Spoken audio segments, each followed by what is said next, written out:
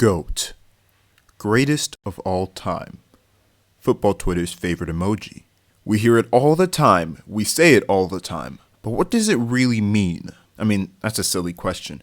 Greatest of all time means greatest of all time, but that implies one important factor. There can only be one.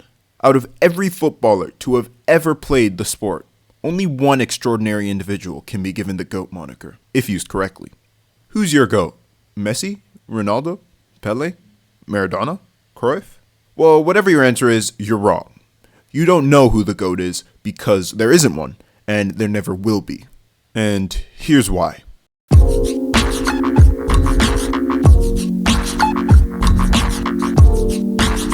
First of all, for all you people who say players like Pele and Cruyff are the best, you probably aren't old enough to have watched them.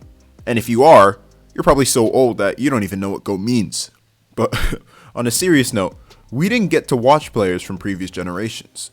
We may have some, but not all, of their stats, and we may have watched some of their highlights in black and white, but we haven't watched enough of Pele to be able to understand just how good he was. Half of the story of his ability is based on legend, word of mouth, but not the eye test. How do you compare Joseph Bican to Cristiano Ronaldo? Puskas to Messi? You can't, because the people who watched Bican didn't get to watch Ronaldo, and the people who watched Messi didn't get to watch Puskas. So the next time you see someone who says Ronaldo and Messi are clear of Pele and that he was a farmer who counted goals in his backyard against his grandchildren, just ask them one question. Did you watch him?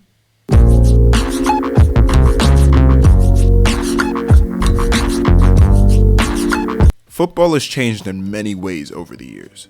Rules have changed, dangerous challenges are often punished more, and the physical side of the game has changed tremendously. In the past, defenders and goalkeepers weren't especially the fittest, and fitness demands in general were nowhere near the level they are today. So one might argue that if Pele or Puskas, for example, were put into today's game, they might struggle and look nowhere near the likes of Messi and Ronaldo. But on the flip side, the football greats of the past did not have access to modern technology that plays such a big part in football today. They didn't have the nutritionists, the sports scientists, the ice machines for recovery, all that stuff. These players played in different eras, and speculating about how one player would do in another era won't get you anywhere, because you just don't know. They all played football, but they were playing different games in reality. Pele might have played against overweight part-timers occasionally, but Messi would genuinely not even have been 5 foot tall if he hadn't taken growth hormone as a child. So it's not fair to compare. Ooh, bars. Not fair to compare. Jeez.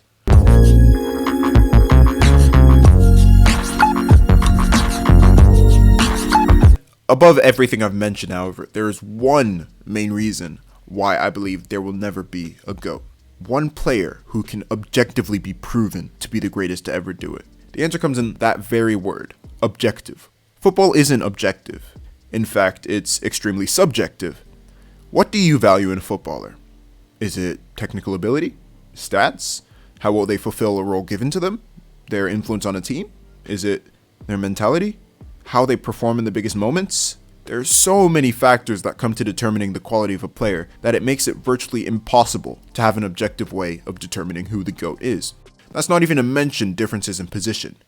We could all, hopefully, agree that Ronaldo is a better footballer than Eric Dyer, but how could you say he's superior to Paolo Maldini or Lev Yashin? How do you compare players that perform such varying roles in a team? You can't. Not well, at least. You might argue that it all comes down to how much a player influences a team when comparing players in different positions, but football often relies on systems, and a player that is crucial to a certain system might not even be an incredible footballer. Take Jordan Henderson and Kevin De Bruyne, for example. If asked who the better player is, most would say De Bruyne. But if you took both players out of their respective teams, Liverpool would suffer more than Man City, shown clearly by the fact that Man City won a whole league basically without De Bruyne, and Liverpool seem to struggle immensely whenever Henderson isn't on the pitch.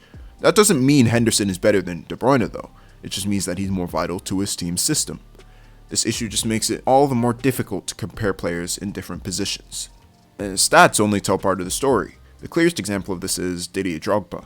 He's widely regarded as one of the best strikers the Premier League has ever seen, but statistically, there were only 2 seasons in which he scored more than 12 goals. I mean, yeah, look that up. I know, it's ridiculous. Does that make him worse than the likes of Harry Kane or Romelu Lukaku? Not necessarily, Because one thing stats lack is context. The eye test can be deceiving, and what good is only performing in the big moments if you can't even get your team to be in the position to be in a big game for you to have to perform in? Would you rather have a player that only performs in finals or performs in every game except for finals? Again, subjective. That's football. Football has seen many titans dominate in different eras.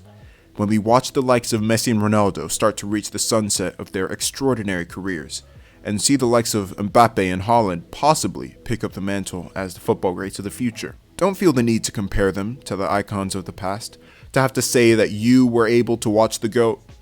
Instead, appreciate being able to witness them write their own chapters in the story that is the beautiful game. Now, this generation has been a bit of an anomaly, with two players being so clearly better than the rest, Messi and Ronaldo. Since these players played at the same time, in similar positions, I am going to put the two greats of the modern era head to head and figure out, objectively, who is better. Or at least I'll try my best.